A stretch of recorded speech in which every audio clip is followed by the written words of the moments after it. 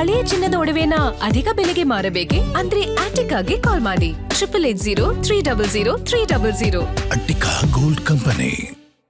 ಧರ್ಮೇಂದ್ರ ಪ್ರಧಾನ್ ರಾಜೀನಾಮೆಯನ್ನು ನೀಡಿದ್ದಾರೆ. ಈ ಮುಖಾಂತರ ಜೆನ್ಜಿ ಒಂದು ರೀತಿ ಬಹುದೊಡ್ಡ ಗೆಲುವನ್ನು ಪಡೆದುಕೊಂಡಿದೆ. ದೇಶದ ಜನತೆಗೂ ಕೂಡ ಒಂದು ರೀತಿ ಗೆಲುವು ಸಿಕ್ಕಂತ ಆಗ್ತಾ ಇದೆ. ಕಳೆದ 6 ದಿನಗಳಿಂದ ದೇಶಾದ್ಯಂತ ಇಡೀ ವಿವಿಧ ನಗರಗಳಲ್ಲಿ ಬೀದಿಗಳಲ್ಲಿ ಯುವ ಸಮೂಹ ದೊಡ್ಡ ಮಟ್ಟದಲ್ಲಿ ಪ್ರತಿಭಟನೆಯನ್ನು ಮಾಡ್ತಾಯಿತ್ತು. ಈಗ ಆ ಒಂದು ಪ್ರತಿಭಟನೆಗೆ ವಿಜಯ ಸಿಕ್ಕಿದೆ. ಪೊಲೀಸರು ಲಾಠಿ ಏಟು, ಬೂಟ್ ನೆಟು ಎಲ್ಲವೂ ಕೂಡ ಜೆನ್ಜಿ ಅಥವಾ ಯುವ ಸಮೂಹ ಕಳೆದ 6 ದಿನಗಳಿಂದ ಅದ್ಯಾವುದಕ್ಕೂ ಕೂಡ ಲೆಕ್ಕಿಸದೆ ಹೋರಾಟವನ್ನು ಮುಂದುವರಿಸಿದರು. ಈಗ ಆ ಹೋರಾಟದ ಪ್ರತಿಫಲ ಧರ್ಮೇಂದ್ರ ಪ್ರಧಾನ್ ರಾಜೀನಾಮೆಯನ್ನು ನೀಡಿದ್ದಾರೆ.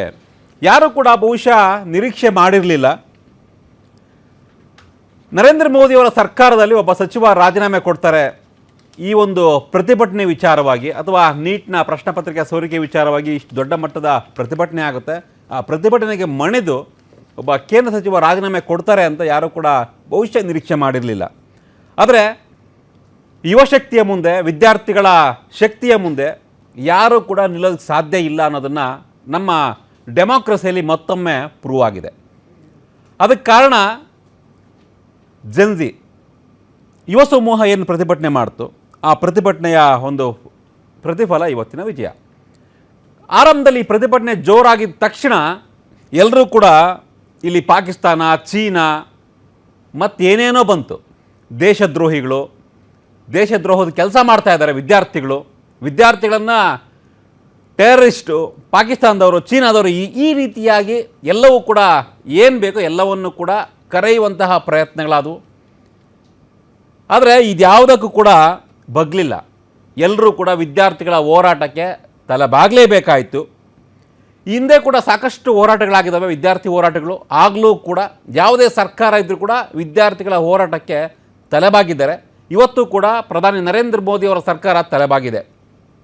ಮುಂದೆಯೂ ಕೂಡ ಒಂದು ರೀತಿ ಎಚ್ಚರಿಕೆಯ ಗಂಟೆ ಯಾವುದೇ ಸರ್ಕಾರಕ್ಕಾಗಿರಲಿ, ಅದು ಮೋದಿ ಸರ್ಕಾರ ಆಗಿರ್ಬೋದು ಅಥವಾ ಬೇರೆ ಬೇರೆ ರಾಜ್ಯಗಳಲ್ಲಿರ್ತಕ್ಕಂಥ ಸರ್ಕಾರ ಆಗಿರ್ಬೋದು, ಎಲ್ಲರಿಗೂ ಕೂಡ ಭಾರತೀಯ ಯುವ ಸಮೂಹ, ಭಾರತದ ಯುವ ಜನಾಂಗ ಒಂದು ರೀತಿ ಎಲ್ಲರಿಗೂ ಕೂಡ ಎಚ್ಚರಿಕೆ ಗಂಟೆ ಅಂತ ಕೊಟ್ಟು ನಾವಿದ್ದೇವೆ, ಇನ್ನೂ ನಾವು ಸುಮ್ಮನೆ ಇರೋದಿಲ್ಲ.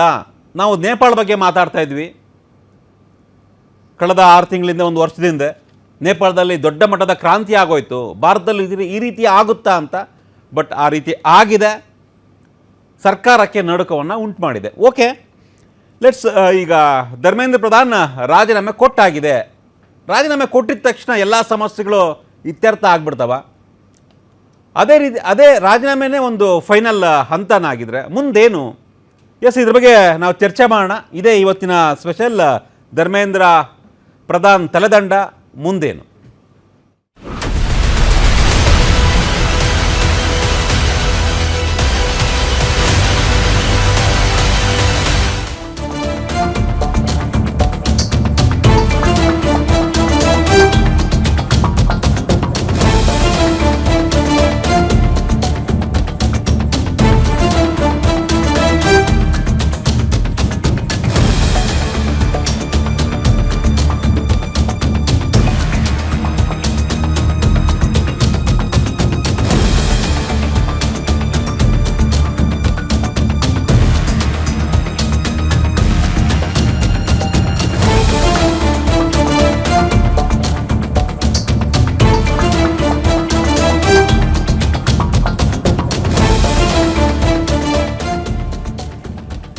ನಿರೀಕ್ಷೆಯಂತೆ ಧರ್ಮೇಂದ್ರ ಪ್ರಧಾನ್ ರಾಜೀನಾಮೆ ಕೊಟ್ಟಿದ್ದಾರೆ. ರಾಜೀನಾಮೆಯ ಬಳಿಕ ಬಿಜೆಪಿಯ ನಾಯಕರು, ಬಿಜೆಪಿ ಮತ್ತು ಸಿಜೆಪಿ ನಡುವೆ ಒಂದು ಸುದ್ದಿಗೋಷ್ಠಿ ಆಯಿತು. ಸುದ್ದಿಗೋಷ್ಠಿಗೂ ಮುನ್ನ ಒಂದು ಮಾತುಕತೆ ಆಯಿತು. ಏನು ಸಿಜೆಪಿಯವರು ಕೆಲವೊಂದಿಷ್ಟು ಬೇಡಿಕೆಗಳನ್ನ ಇಟ್ಟಿದ್ರು. ಆ ಬೇಡಿಕೆಗಳಿಗೆ ಈಗ ಕೇಂದ್ರ ಸರ್ಕಾರ ಒಪ್ಪಿಕೊಂಡಿದೆ ಅನ್ನೋ ಒಂದು ಮಾಹಿತಿ ಬರ್ತಾ ಇದೆ. JP ನಡ್ಡಾ ಅವರ ನೇತೃತ್ವದಲ್ಲಿ ಒಂದು ಸಭೆ ನಡೀತು. ಆ ಸಭೆಯಲ್ಲಿ ಕಾಕ್ರೋಚ್ ಜನತಾ ಪಾರ್ಟಿಯ ಏನು ಡಿಮ್ಯಾಂಡ್ಸ್ ಇತ್ತು, ಆ ಡಿಮ್ಯಾಂಡ್ಗಳು ಪ್ರಮುಖವಾಗಿ 3 ಡಿಮ್ಯಾಂಡ್ ಇಟ್ಟಿದ್ರು. ಒಂದು, ಧರ್ಮೇಂದ್ರ ಪ್ರಧಾನ್ ರಾಜೀನಾಮೆಯನ್ನು ಕೊಡಬೇಕು. ಈಗಾಗಲೇ ರಾಜೀನಾಮೆ ಕೊಟ್ಟಾಗಿದೆ. ಜೊತೆಗೆ ದೇಶಾದ್ಯಂತ ಈಗೇನು ಪ್ರತಿಭಟನೆ ಸಂದರ್ಭದಲ್ಲಿ ವಿದ್ಯಾರ್ಥಿಗಳ ಮೇಲೆ, ಪ್ರತಿಭಟನಾಕಾರರ ಮೇಲೆ ದೂರು ದಾಖಲಾಗಿದೆ, FIR ಆಗಿದೆ, ಅದನ್ನು ವಾಪಸ್ ಪಡಿಬೇಕು. ಯಾವುದೇ ರೀತಿಯ ದೂರು ಇರಬಾರ್ದು, ಕೇಸುಗಳಿರಬಾರ್ದು ಅನ್ನೋದು ಮತ್ತೊಂದು ಡಿಮ್ಯಾಂಡ್ ಆಗಿತ್ತು. ಆ ಡಿಮ್ಯಾಂಡ್ಗೂ ಕೂಡ ಈಗ ಕೇಂದ್ರ ಸರ್ಕಾರ ಒಪ್ಕೊಂಡಿದೆ. ಮತ್ತೊಂದು ಡಿಮ್ಯಾಂಡ್ ಪ್ರಮುಖವಾಗಿ ಏನು, ಈ ಒಂದು ನೀಟ್ ಪ್ರಶ್ನೆ ಪತ್ರಿಕೆ ಸೋರಿಕೆ ಆದ ಮೇಲೆ ದೇಶಾದ್ಯಂತ 21 ವಿದ್ಯಾರ್ಥಿಗಳೇನು ಆತ್ಮಹತ್ಯೆಯನ್ನು ಮಾಡಿಕೊಂಡು ಸಾವಿಗೀಡಾಗಿದ್ರು, ಅವ್ರಿಗೆ ಕುಟುಂಬಕ್ಕೆ 1 ಕೋಟಿ ರೂಪಾಯಿ ಪರಿಹಾರನ ಕೊಡಬೇಕು ಅನ್ನೋ ಒಂದು ಡಿಮ್ಯಾಂಡ್ ಇತ್ತು. ಆದರೆ ಆ ಒಂದು ಡಿಮ್ಯಾಂಡ್ಗೆ ಒಪ್ಕೊಂಡಿದೆ. ಬಟ್ 1 ಕೋಟಿ ರೂಪಾಯಿ ಪರಿಹಾರ ಅಂತ ಎಲ್ಲೂ ಕೂಡ ಕೇಂದ್ರ ಸರ್ಕಾರ ಆಗಿರ್ಬೋದು, ನಡ್ಡಾ ಆಗಿರ್ಬೋದು ಹೇಳಿಲ್ಲ. ನಾವು ಸೂಕ್ತ ಪರಿಹಾರವನ್ನು ಕೊಡ್ತೇವೆ ಅನ್ನೋ ಒಂದು ಭರವಸೆಯನ್ನು ಸುದ್ದಿಗೋಷ್ಠಿಯನ್ನು ಮಾಡಿ ಕೊಟ್ಟಿದ್ದಾರೆ. ಸೊ ಅಲ್ಲಿಗೆ ಈ ಒಂದು 3 ಪ್ರತಿಭಟನೆಯನ್ನು, 3 ಡಿಮ್ಯಾಂಡ್ಸನ್ನು ಈಗ ಒಪ್ಕೊಂಡಿದೆ ಕೇಂದ್ರ ಸರ್ಕಾರ. ಈ ನೆಲೆಯಲ್ಲಿ CJP ತನ್ನ ಪ್ರತಿಭಟನೆಯನ್ನು ಈಗ ಅಂತ್ಯ ಮಾಡ್ತೀವಿ, ಏನು ದೇಶಾದ್ಯಂತ ಪ್ರತಿಭಟನೆ ಆಗ್ತಾ ಇದೆ ಎಲ್ಲ ಪ್ರತಿಭಟನೆಯನ್ನು ಅಂತ್ಯ ಮಾಡ್ತೀವಿ ಅಂತ ಅಧಿಕೃತವಾಗಿ ಸುದ್ದಿಗೋಷ್ಠಿಯನ್ನು, ಜಂಟಿ ಸುದ್ದಿಗೋಷ್ಠಿ ನಡೆಸುವ ಮುಖಾಂತರ ಈ ಒಂದು ಪ್ರತಿಭಟನೆಗೆ ಅಂತ್ಯವನ್ನು ಹಾಡಿದೆ. तमाम मांगे जो हमारी थी वो मान ली गई है, तो हम इमीडिएट इफेक्ट से प्रोटेस्टर्स से रिक्वेस्ट करते हैं कि आप विड्रॉ करें, पीसफुली अपने घर वापस जाएं और आगे की जो भी हमारी रणनीति होगी या बातचीत होगी उससे हम आपको अवगत कराएंगे. लेकिन प्रोटेस्टर्स से हम रिक्वेस्ट करते हैं कि इमीडिएट इफेक्ट से आप विड्रॉ करें, हमारी मांगे जो है वो मान लीजिए. On that note, the Government Janata Party declares that we withdraw the agitation in good faith and understanding that the agreed upon terms will be executed within the agreed upon timelines. On that note, the Government Janata Party declares that we withdraw the agitation in good faith. Yes, ಈ ಬಗ್ಗೆ ಮತ್ತಷ್ಟು details ಪಡ್ಕೊಂಡು ನಮ್ಮ political bureau head Maruti Pagod ಈಗ ಲೈವ್ನಲ್ಲಿ join ಆಗಿದ್ದಾರೆ. Maruti, so ಇಡೀ ದೇಶ ಒಂದು ರೀತಿ ಕಾಯ್ತಾ ಇತ್ತು ಮುಂದೇನಾಗುತ್ತೆ ಅಂತ. ಧರ್ಮೇಂದ್ರ ಪ್ರಧಾನ್ ರಾಜೀನಾಮೆ ಕೊಟ್ಟಿದ್ದಾರೆ. ಸೊ ಪ್ರಧಾನ್ ರಾಜೀನಾಮೆ ಕೊಟ್ಟ ತಕ್ಷಣ ಎಲ್ಲವೂ ಕೂಡ ಸಮಸ್ಯೆಗಳು ಇತ್ಯರ್ಥ ಆಗೋದಿಲ್ಲ ಒಂದು. ಮತ್ತೊಂದು ಕಡೆ CJP ಈಗ ಪ್ರತಿಭಟನೆಯನ್ನು ಅಂತ್ಯ ಮಾಡ್ತೀವಿ ಅನ್ನೋದನ್ನು ಕೂಡ ಘೋಷಣೆ ಮಾಡಿದ್ದಾರೆ. ಸುದ್ದಿಗೋಷ್ಠಿಯಲ್ಲಿ, ಜಂಟಿ ಸುದ್ದಿಗೋಷ್ಠಿಯಲ್ಲಿ ಹೇಳಿದ್ದಾರೆ. ಸೊ ಈಗ 3 ಬೇಡಿಕೆ ಇತ್ತು, 3ರಲ್ಲಿ 3 ಬೇಡಿಕೆಯನ್ನು ನಾವು ಈಡೇರಿಸಿದ್ದೀವಿ. ಬಟ್ ಪರಿಹಾರ ವಿಚಾರದಲ್ಲಿ ಕೆಲವೊಂದಿಷ್ಟು ಪರಿಹಾರ ಕೊಡ್ತೇವೆ, ಎಷ್ಟು ಅನ್ನೋದನ್ನ ಹೇಳಿಲ್ಲ. ಸೊ ಈಗ ಮುಂದಿರ್ತಕ್ಕಂಥ ಪ್ರಶ್ನೆ, ಈಗ ಕೇಂದ್ರ ಸರ್ಕಾರ ಮುಂದಿನ ಯಾವ ರೀತಿಯ ನಡೆಯನ್ನು ಮಾಡಬಹುದು ಈ ವಿಚಾರದಲ್ಲಿ. ಜೊತೆಗೆ ರಾಹುಲ್ ಗಾಂಧಿ ಕೂಡ ಸುದ್ದಿಗೋಷ್ಠಿಯನ್ನು ಮಾಡ್ತಾರೆ ಕೆಲವೇ ಕ್ಷಣದಲ್ಲಿ ಅನ್ನೋ ಒಂದು ಮಾಹಿತಿ ಇದೆ. ಸೊ ಇದನ್ನು ಕ್ರೆಡಿಟ್ ವಾರ್ ಶುರುವಾಗುತ್ತಾ ಈ ವಿಚಾರದಲ್ಲಿ ಅಂತ? ಖಂಡಿತ ಕಾಂಗ್ರೆಸ್ ಸೇರಿದಂತೆ ವಿಪಕ್ಷಗಳು ಇದರಲ್ಲಿ ಕ್ರೆಡಿಟ್ ವಾರ್ ಶುರು ಮಾಡೋದರಲ್ಲಿ ಯಾವುದೇ ಅನುಮಾನ ಇಲ್ಲ. ಇಂಥ ಪರಿಸ್ಥಿತಿಗಳು ಬಂದಾಗ, ಇಂಥ ಹೋರಾಟಗಳಾದಾಗ, ಇಂಥ ಯುವಕರು ಬೀದಿಗೆ ಬಂದಾಗ ಅದರ ಕ್ರೆಡಿಟನ್ನು ಪಡ್ಕೊಳ್ಳುವಂಥ ಒಂದು ಕೆಲಸ ವಿಪಕ್ಷ ಸ್ಥಾನದಲ್ಲಿರುವಂತಹ ಯಾವುದೇ ಪಕ್ಷ ಮಾಡದೆ, ಈಗ ಕಾಂಗ್ರೆಸ್ಸು ಸೇರಿದಂತೆ ಹಲವು ಪಕ್ಷಗಳು ಅದನ್ನೇ ಮಾಡ್ತಾ ಇದ್ದಾವೆ. ಆಗ ನೀಟ್ ಪ್ರಶ್ನೆ ಪತ್ರಿಕೆ ಸೋರಿಕೆ ಆದಾಗಲೇ ಕಾಂಗ್ರೆಸ್ ಸೇರಿದಂತೆ ಹಲವು ವಿಪಕ್ಷಗಳು ಕೇಂದ್ರ ಸರ್ಕಾರದ ವಿರುದ್ಧ ವಾಗ್ದಾಳಿಯನ್ನು ಮಾಡಿದರು. ಆದರೆ ಅದನ್ನು ಪ್ರತಿಭಟನಾ ರೂಪಕ್ಕೆ ಮಾರ್ಪಾಡು ಮಾಡೋದರಲ್ಲಿ ಎಲ್ಲ ವಿಪಕ್ಷಗಳು ಕೂಡ ಫೇಲ್ ಆದವು. ಆದರೆ CJP ಪಕ್ಷ ಅದನ್ನು ಕೈಗೆತ್ತಿಕೊಳ್ಳೋದ್ರಲ್ಲಿ ಯಶಸ್ವಿ ಆಯಿತು. ಸುಮಾರು 30-32 ದಿನಗಳ ಈ ಜಂತರ್ ಮಂತರ್ ಹೋರಾಟದಲ್ಲಿ ಭಾಳಷ್ಟು ಯಶಸ್ವಿಯನ್ನು ಕಂಡರು. ಮೊದಲನೇದಾಗಿ ಕೇಂದ್ರ ಸರ್ಕಾರ ಪ್ರಾರಂಭದಲ್ಲಿ ಇದನ್ನು ಭಾಳಷ್ಟು ನೆಗ್ಲೆಕ್ಟ್ ಮಾಡಿದ್ರು. ಕಳೆದ 12 ವರ್ಷಗಳಿಂದ ದೇಶವನ್ನು ಆಳ್ತಾ ಇರುವಂತಹ BJP ನಾಯಕರಿಗೆ ನಾವು ಹೋಗಿದ್ದೇ ದಾರಿ ಅನ್ನುವಂಥ ಒಂದು ರೀತಿಯಲ್ಲಿದ್ದರು. ನಮ್ಮನ್ನು ಯಾರು ನಮ್ಮ ವಿರುದ್ಧ ಯಾವ ವಿರೋಧ ಪಕ್ಷಗಳು ಗೆಲ್ತವೆ ಅನ್ನುವಂಥ ಒಂದು ಲೆಕ್ಕಾಚಾರದಲ್ಲಿದ್ದರು. ಒಂದು ಚುನಾವಣೆಯನ್ನು ಅಷ್ಟೇ ಸುಲಭ ಯಾವುದೇ ಪ್ರತಿಭಟನೆಯನ್ನು ಹತ್ತಿಕ್ಕೋದು ಅನ್ನುವಂಥ ಒಂದು ರೀತಿಯಲ್ಲಿ ಯೋಚನೆ ಮಾಡ್ತಿದ್ರು ಅಂತ ಕಾಣಿಸುತ್ತೆ. ಆದರೆ ಯುವಕರು ಹೊರಗಡೆಗೆ ಬಂದರೆ ಯಾವ ಮೆಸೇಜ್ ಪಾಸ್ ಆಗುತ್ತೆ, ಎಂತಹ ಸರ್ಕಾರಗಳನ್ನು ನಡಗಿಸ್ತವೆ, ಆ ಸಂದೇಶವನ್ನು ಇವತ್ತಿನ ಪ್ರತಿಭಟನೆ ಮಾಡಿದೆ. ನಾನು ಯುವಕರು ಎಲ್ಲರೂ ಕೂಡ ಕರೆಕ್ಟ್ ಅಂತ ಹೇಳ್ತಾ ಇಲ್ಲ.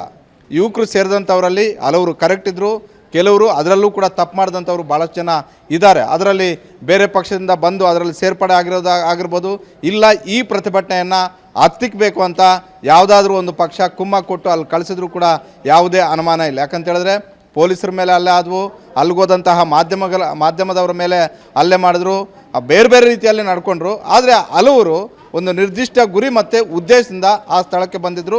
ಆ ನಿರ್ದಿಷ್ಟ ಗುರಿ ಮತ್ತು ಉದ್ದೇಶವನ್ನು ಈಡೇರಿಸ್ಕೊಳ್ಳೋದ್ರಲ್ಲಿ ಇವತ್ತು ಯಶಸ್ವಿಯಾಗಿದೆ. 12 ವರ್ಷಗಳಿಂದ ಇರುವಂಥ ಒಂದು ಸರ್ಕಾರ CJP ಅನ್ನುವಂತಹ ಯುವಕರ ಒಂದು ಪ್ರತಿಭಟನೆಗೆ ಬಗ್ಗೆ ಇವತ್ತು ಧರ್ಮೇಂದ್ರ ಪ್ರಧಾನ್ ಅವರ ರಾಜೀನಾಮೆಯನ್ನು ತಗೊಂಡಿದೆ.